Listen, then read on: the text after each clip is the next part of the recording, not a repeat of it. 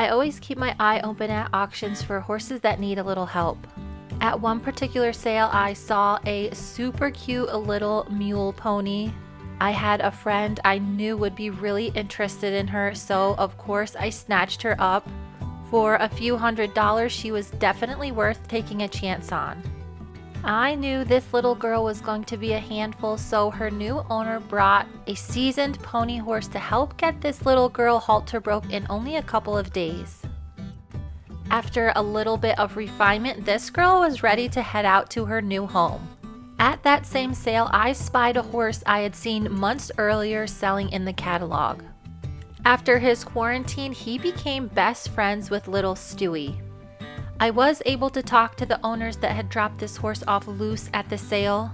They were actually not the people that had bought him from the catalog months before, so this horse had been passed around quite a bit. It did not take me very long to figure out why this guy was having a hard time staying in one home.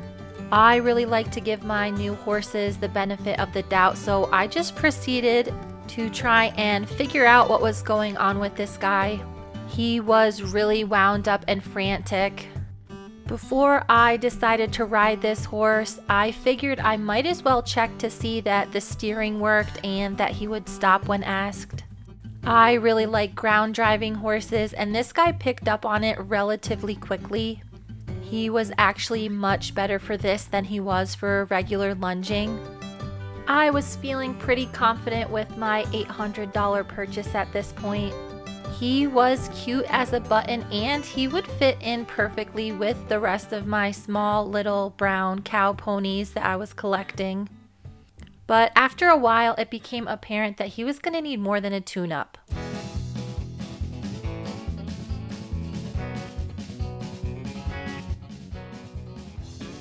Every time I went to work this horse, he would buck and buck and buck.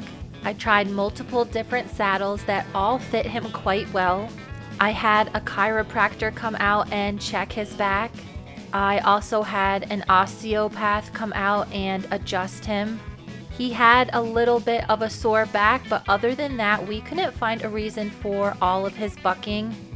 I looked at the original ad that was placed in the catalog when he sold a year ago, and they said he was a wonderful horse that saddled up the same every single day, which I guess was true because he would in fact buck every single day.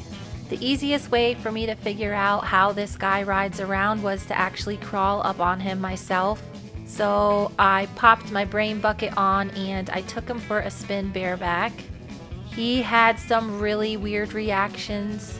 His ears were pinned for the entire ride.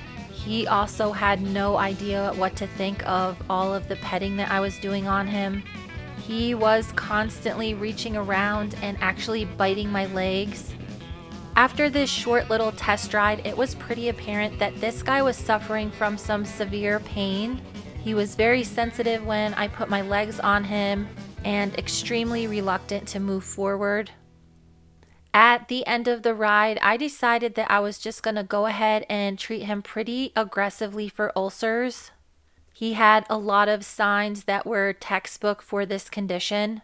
He was a little bit of an impulse buy that I just ended up getting to keep that mule company in the trailer, so I didn't really have any plans for him at the moment. There was no real reason for me to continue riding him if he was in so much pain and so angry. It seemed like he had had a really rough last couple of months. In the end, I decided that it would be fine if he had an entire year off to kind of reset. He got to hang out with the other horses in the herd. And while he did seem like he was calming down, I did observe a bunch of odd behaviors from him. He would spend hours out in the pasture playing with different items. I saw him play with the hay nets the most often, and at first I thought it was pretty cute, but then I realized that he would do this for hours and hours on end. It was very similar to how zoo animals find something and repetitively play with it when they're bored, anxious, or stressed. The other horses really had no idea what he was doing.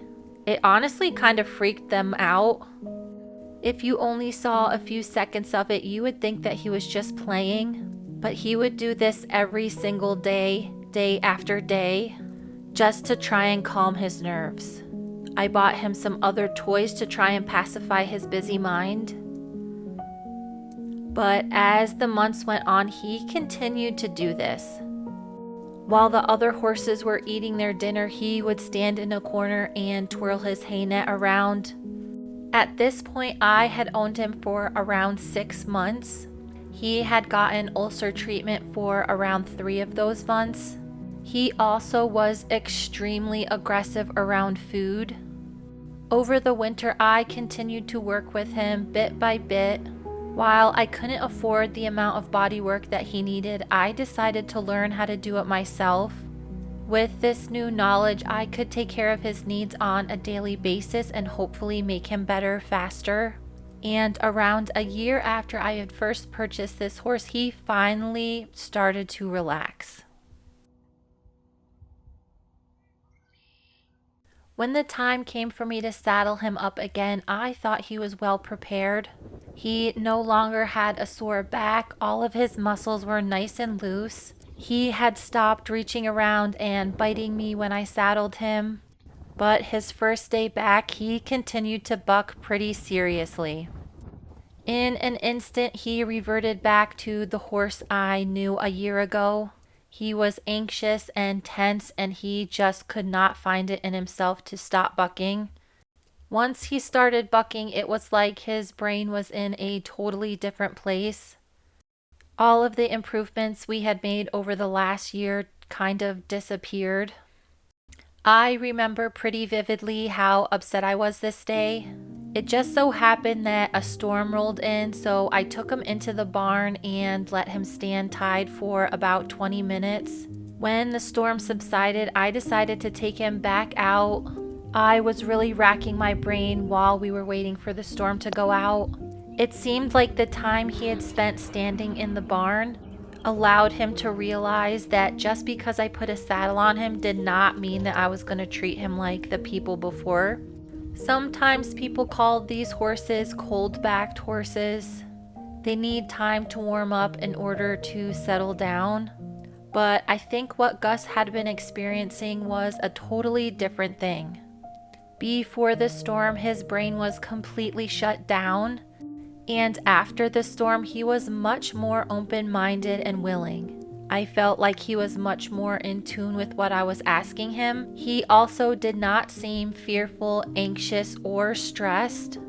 I went back in, and all of the things that he used to get upset about with the saddle, he didn't seem to mind.